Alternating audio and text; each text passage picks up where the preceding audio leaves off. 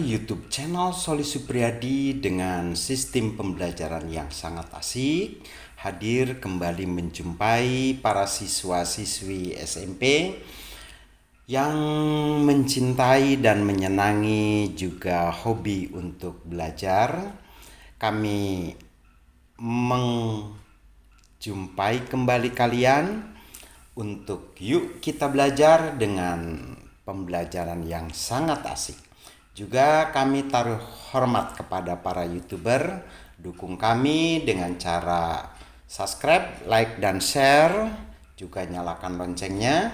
Dan perlu diketahui, YouTube kami juga tampil di Instagram, Twitter, juga di Facebook. Maka dari itu, kepada kawan-kawan para YouTuber, mari dukung kami dalam YouTube pembelajaran untuk tingkat sekolah menengah pertama. Tempat belajar ilmu pengetahuan alam kelas 7 bab 4. Sekarang ini kita membahas mengenai bab 4, yaitu yang akan kita sampaikan adalah mengenai efek rumah kaca bagian kedua.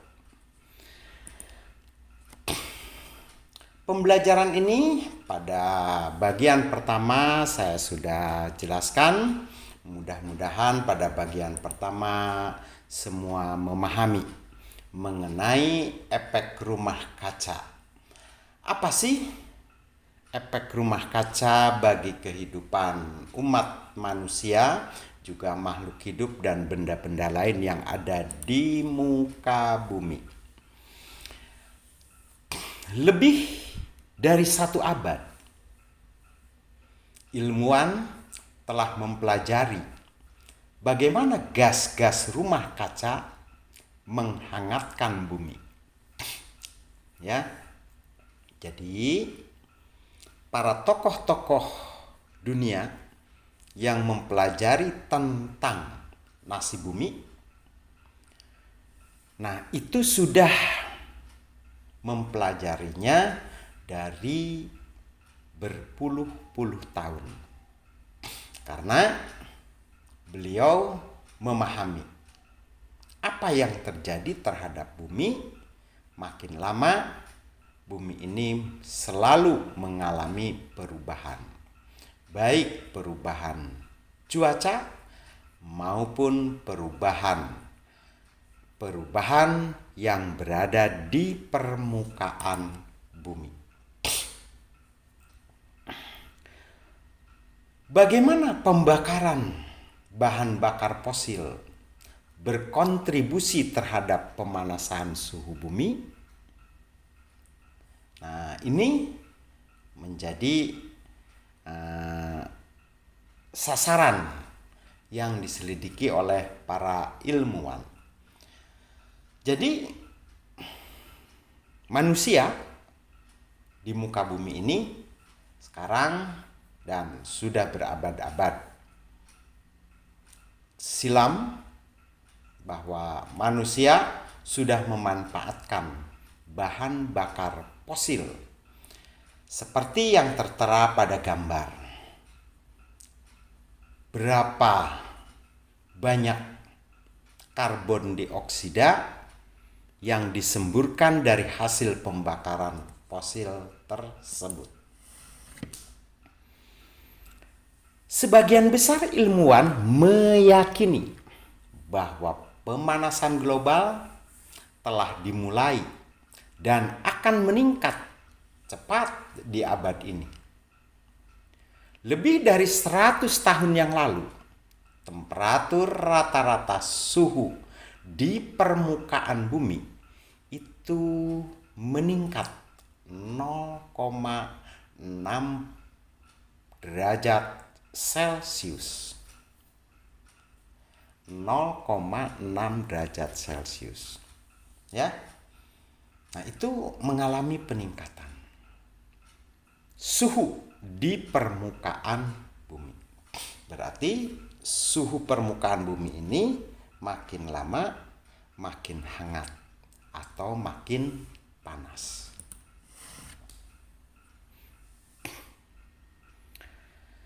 Peningkatan temperatur inilah yang disebut dengan pemanasan global.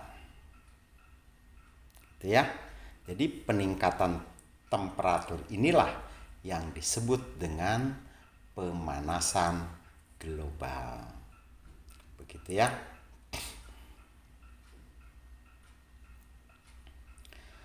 Pemanasan global adalah istilah yang digunakan untuk menggambarkan peningkatan suhu rata-rata atmosfer bumi dan lautan secara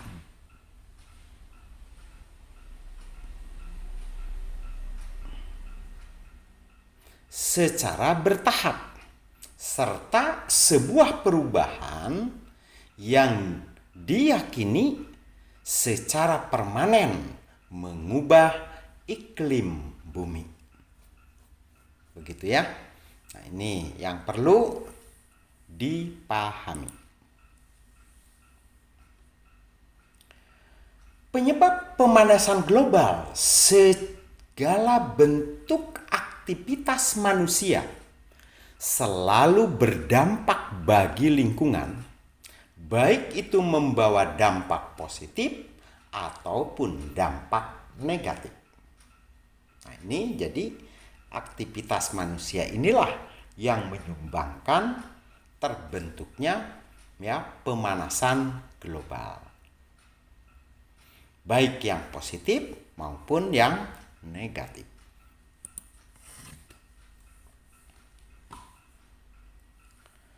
Begitu pula dengan kondisi atmosfer bumi saat ini yang mengalami perubahan akibat aktivitas manusia.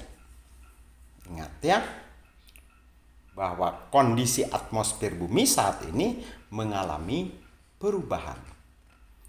Nah, perubahannya itu akibat dari aktivitas manusia, baik secara perhitungan maupun tanpa perhitungan.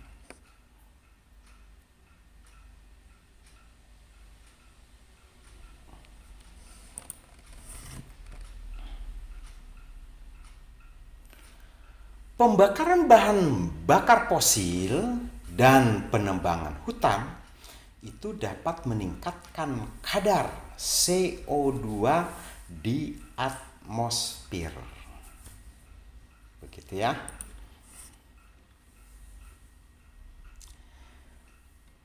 Itu dikarenakan CO2 adalah salah satu gas rumah kaca.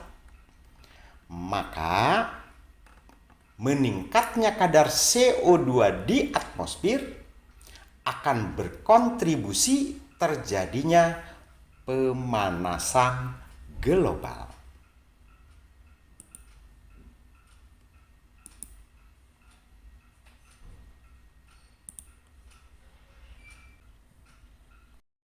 Itu setiap tahun kadar CO2 di atmosfer terus menerus meningkat.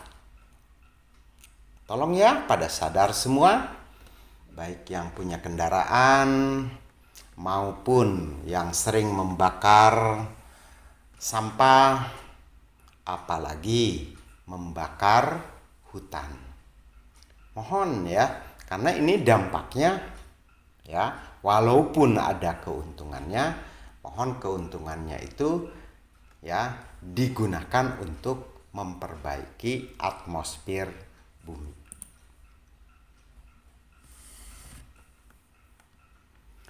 Beberapa faktor yang menyebabkan terjadinya pemanasan global diantaranya adalah sebagai berikut. Yang pertama, emisi CO2 yang berasal dari pembakaran bahan bakar fosil sebagai pembangkit tenaga listrik atau kendaraan. Itu ya, yang pertama. Yang kedua, emisi CO2 yang berasal dari pembakaran gasolin sebagai bahan bakar alat transportasi, mobil, pesawat, kereta api, dan lain sebagainya. Yang ketiga, emisi metana yang disumbernya adalah dari hewan, lahan pertanian, dan dari dasar laut Arktik. Ya, nah itu yang ketiga. Yang keempat, deforestation, yaitu penebangan liar yang disertai dengan pembakaran lahan hutan.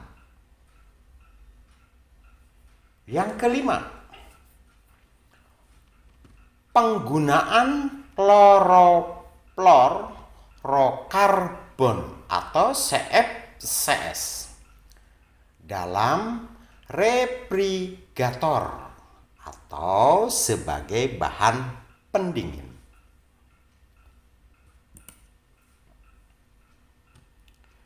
Yang keenam, meningkatnya penggunaan pupuk kimia dalam dunia pertanian. Nah, itulah yang bisa saya sampaikan pada season materi saat ini. Terima kasih kepada kawan-kawan dan para siswa yang telah nonton sampai habis. Ya, pada YouTube channel Soli Supriyadi. Maaf bila banyak kesalahan, kekurangan, dan juga kehilapan.